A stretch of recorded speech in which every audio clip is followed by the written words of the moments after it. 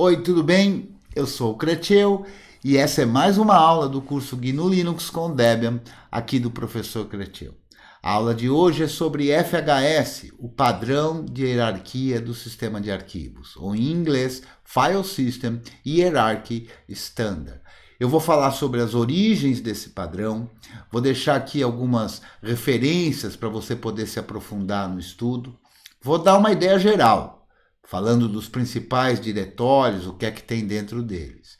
E depois a gente vai fazer um passeio, usando o meu querido terminal, e logo logo o seu querido terminal também, quem sabe, eu vou navegar pelos diretórios para você ver o conteúdo e ir sacando como é que é a coisa. Tá gostando das videoaulas? Deixa o seu joinha. Não é inscrito no canal ainda? Se inscreve, ativa o sininho, compartilha. Quer ajudar a gente financeiramente? Na descrição desse vídeo eu vou deixar um link para você poder fazer isso pelo PagSeguro. Só se você quiser e puder. FHS remonta a 1996, quando começaram os trabalhos para a definição desse padrão, junto com a comunidade do BSD, da Universidade da Califórnia. O objetivo principal é visando a uniformização, para que fiquem as coisas mais fáceis para programadores, desenvolvedores.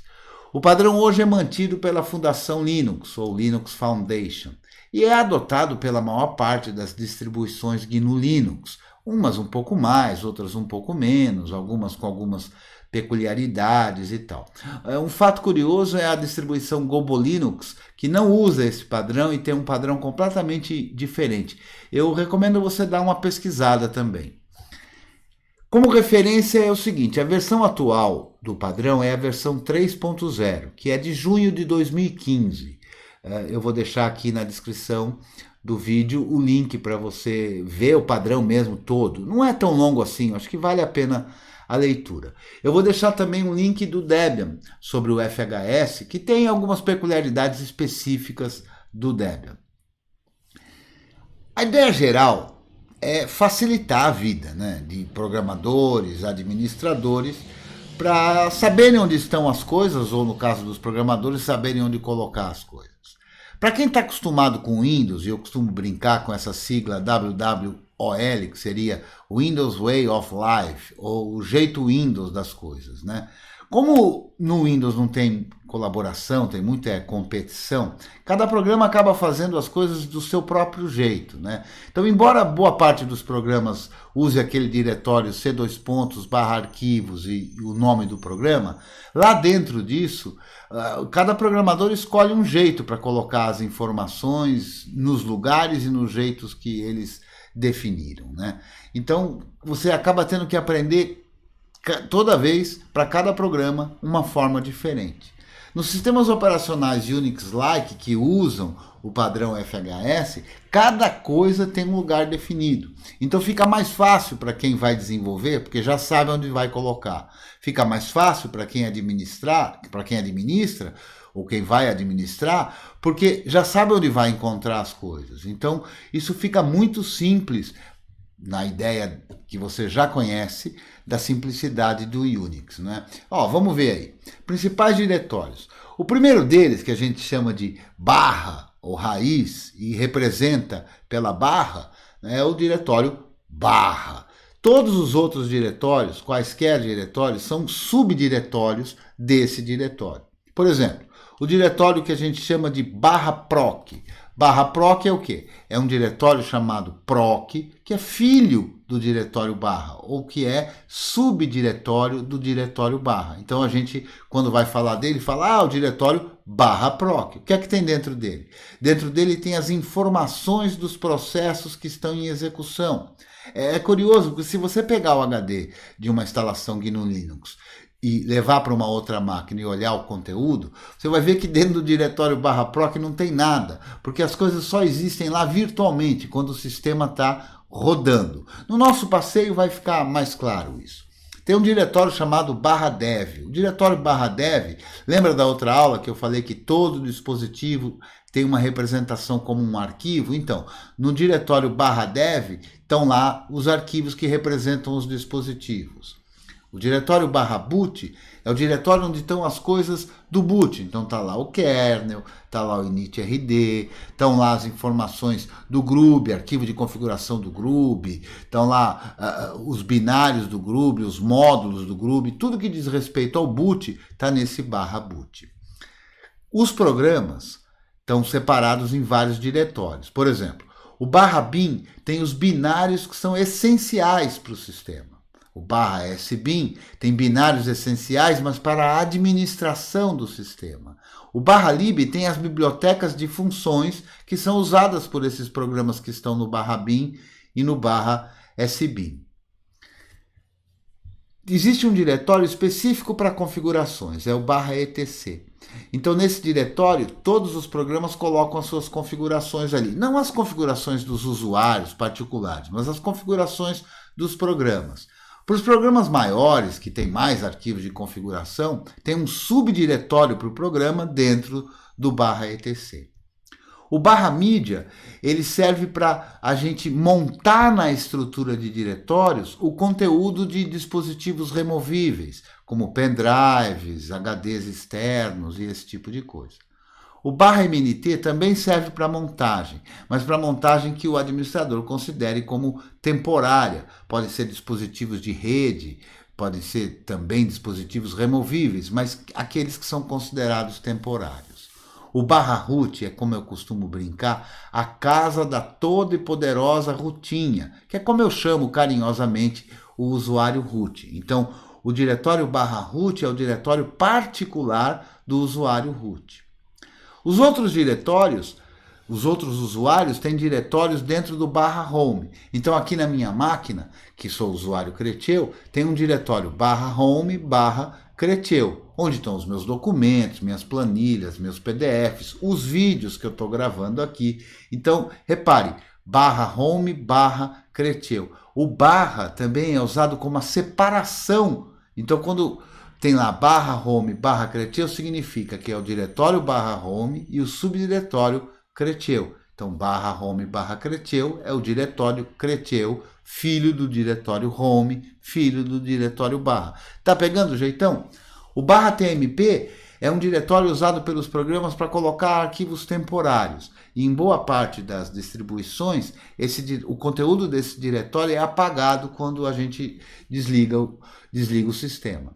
O /var são os arquivos ditos variáveis, quer dizer, então, por exemplo, num servidor de páginas web, as páginas web costumam ficar dentro do /var ou num subdiretório dentro do /var. Dentro do /var está um diretório muito importante que a gente vai usar muito na solução de problemas, que é o /var/log, onde estão os registros das atividades dos programas. Os binários agora de instalação de programas e tudo, que não são os essenciais, está no /usr/bin. E os binários de administração do sistema no /usr/sbin. E analogamente, as bibliotecas de funções que esses programas usam está no /usr/lib. Agora, vê que curioso, eu estou falando aqui dos binários, quer dizer, os binários eles são totalmente dependentes da arquitetura. Uma arquitetura de 32 ou de 64 bits produz binários diferentes, mas eles vão para esses mesmos diretórios. Já o diretório /usr/share tem arquivos que são independentes da arquitetura, ou seja, que são os mesmos, quaisquer que sejam as arquiteturas, como, por exemplo, /usr/share/doc, onde tem a documentação dos programas. Então, dentro desse diretório, cada programa tem o seu subdiretório. Por exemplo, o Firefox. Existe lá no /usr/share/doc/Firefox a documentação do Firefox. Tem também, como a gente sempre diz, que o GNU vem com manual, né? Então, no /usr/share/man estão os manuais dos programas. Tá vendo como fica fácil descobrir onde está? Então, quando você entender e se acostumar com essa arquitetura de diretório, com essa estrutura de diretórios, fica fácil, você já conhece, você sabe onde procurar. Mesmo que seja um programa novo que você ainda não conhece, você já sabe onde buscar a informação, né? Vamos deixar de conversa mole e vamos fazer o nosso passeio para ficar mais claro. Eu sei que a galera gosta de ver terminal, gosta de tela preta, não é? Bom, a gente vai usar uns comandos bem básicos, usando os programas bem básicos, como o CD, que é a abreviação do inglês para Change Directory, ou mudar de diretório. A gente, quando usa o terminal, a gente sempre está num diretório, que é o chamado diretório corrente. O programa CD serve para a gente alterar esse diretório corrente. A gente vai usar também o programa ls, que serve para listar o conteúdo de um diretório, ou seja, saber quais subdiretórios existem e quais arquivos existem dentro do diretório que a gente indicar. A gente vai usar também o programa cat, que é um programa que serve para mostrar o conteúdo de arquivos. Eu vou abrir aqui a tela do terminal para a gente fazer esse passeio aqui pelo terminal. Vamos lá. Eu estou logado aqui numa máquina virtual como usuário, a toda poderosa root, como usuário root, né? E a gente repara já aqui, ó, que tem um símbolozinho por conta desse prompt. Eu fiz um vídeo explicando, se você gostou do prompt tem um vídeo explicando como é que você faz para deixar o seu assim também. Eu acho bem bonitinho, bem simpático. Então olha só, aqui ele está mostrando que está no diretório til. O diretório til é a abreviação do diretório home. Você já viu na minha explicação que o diretório home do root é o /root. Vamos ver? Tem um comandinho tranquilo aqui que é o pwd, que é Present Working Directory, ou diretório corrente de trabalho. E ele mostra para a gente que é o /root. Então, o /root é o diretório particular do root. Como a gente está logado como root, ele se apresenta como til. Vamos dar uma olhada lá no barra? Então eu vou fazer assim, ó, cd barra, ou seja, vou mudar o diretório corrente para o diretório barra. Você reparou que mudou o símbolozinho aqui? Ó? Agora tem barra aí para dizer que eu estou no diretório barra. Eu vou usar o programa ls e vou fazer uma linha de comando que só tem o nome do programa. O que quer dizer com isso? Quer dizer que ele vai listar o conteúdo do diretório corrente. No nosso caso, o barra. Vamos ver? Olha só. Mostra lá alguns diretórios que a gente já falou, né? O /bin, o /boot, /etc, /home. Vamos dar uma olhada no conteúdo deles? Vamos lá, ó. ls/bin. Tá lá. Então aqui os binários essenciais que estão no /bin. O próprio ls está dentro do /bin. Vamos dar uma olhada agora no /sbin. ls/sbin. Então aí alguns, ou melhor, estão aí todos, né? Que eles não apareceram todos na tela. Eu vou dar uma subidinha aqui na tela, tem uma porção, né? Aí os binários que são essenciais e que servem para a administração do sistema. Repara agora que eu posso fazer essa mesma coisa de uma forma diferente, ó. cd/sbin, eu troquei o diretório corrente e o diretório corrente agora é o sbin. Se eu fizer ls, o resultado vai ser o mesmo que o anterior. Você percebeu? Vamos lá, cd barra, vou para o diretório raiz e dou um ls ali. Eu vou mostrar, por exemplo, o diretório home, ó, e eu vou fazer assim, ó, cd home. Mudei o diretório corrente para o diretório /home e agora vou dar o ls. Esse eu vou dar é um termo, um jargão aí da tecnologia. Ah, dá um ls, dá um não sei o que, significa digita aquele comando, roda aquele comando. Olha só tem um diretório Creteu, porque nessa máquina só tem um usuário regular e o usuário é o usuário Creteu. Se eu der um ls Creteu, vê que forma diferente agora. Como a gente está no diretório home e o diretório Creteu é filho, é subdiretório do diretório home, a gente pode usar essa nomenclatura que a gente chama de relativa. Ou seja, eu não preciso dar o caminho completo do diretório Creteu. Basta o nome dele, já que ele é filho do diretório corrente. Vamos lá? Olha só, tem aí a área de trabalho, o diretório de documentos, o diretório de downloads, enfim, diretórios que contêm os arquivos pessoais do usuário Creteu. Repara, eu vou mostrar de novo aqui, agora eu vou dar o caminho completo para você sacar a diferença. Ó, ls/home/Creteu, ó. Repara, agora aparece na tela e você vê que o resultado é o mesmo, porque são apenas duas formas diferentes de indicar o mesmo conteúdo. Essa em que eu dou o nome parcial relativo ao lugar em que eu estou, relativo ao meu diretório corrente, então é a forma relativa, ou a forma não é a absoluta. Enquanto que aqui, que eu digitei o caminho completo, ó, ls/home/createo. Então essa é a forma absoluta de indicar o diretório. Qual é a melhor? Não tem melhor. É a que você achar mais adequada para aquele momento, né? Vamos continuar a nossa navegação, eu vou mostrar o diretório etc. Fui até o diretório e agora dei um ls, ó.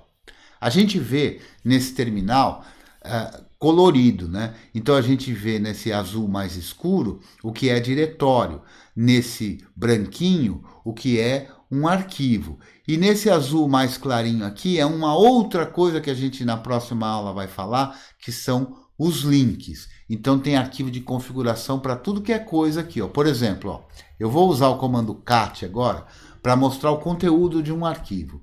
E o arquivo que eu vou mostrar está aí no etc e ele chama hostname. É um arquivo que contém o nome da máquina. Você já viu aqui que o nome da máquina é mini. E por que o nome da máquina é mini? Porque o conteúdo do arquivo /etc hostname é mini. Um diretório muito importante é esse /proc. E vamos dar uma olhada nele? Olha que curioso. Nesse diretório tem um monte de subdiretórios com números. O que são esses números? Os números dos processos que estão em execução nesse momento. Se eu pegar o HD dessa máquina, depois que eu desligar, é claro, levar para uma outra máquina e botar o sistema lá, a gente vai ver que está tudo diferente, porque a máquina é diferente, os processos que vão estar rodando são diferentes, a própria arquitetura, quer ver só? cat, que vê o conteúdo de um arquivo, e eu vou pegar o arquivo aqui que chama CPU info. Ele mostra, vamos subir um pouquinho a tela, ele mostra as características do processador, ó. Como é uma máquina virtual, o processador que a máquina virtualiza aqui com o KVM é um Intel Xeon. Se ele tiver botado numa outra máquina, o mesmo sistema, ele vai mostrar outra informação. Quer dizer, tudo que está aí é virtual, só acontece quando o sistema está rodando. Quer ver só? Eu vou dar um outro aqui que é bacana também, ó. Cat version, que mostra a versão do kernel que está em execução. No meu caso aqui, é o Linux Libre, na versão 5.6.14. Viu que bacana? Vamos ver mais, ó. Aqui dentro do ls a gente pode ver, como eu disse, tudo aquilo que está rodando, né? Então, por exemplo, olha só que legal. Cat partitions. O que mostra aqui? De uma forma, digamos assim, mais computacionalmente legível e não humanamente legível, mas mostra as partições que o kernel identificou e que está rodando.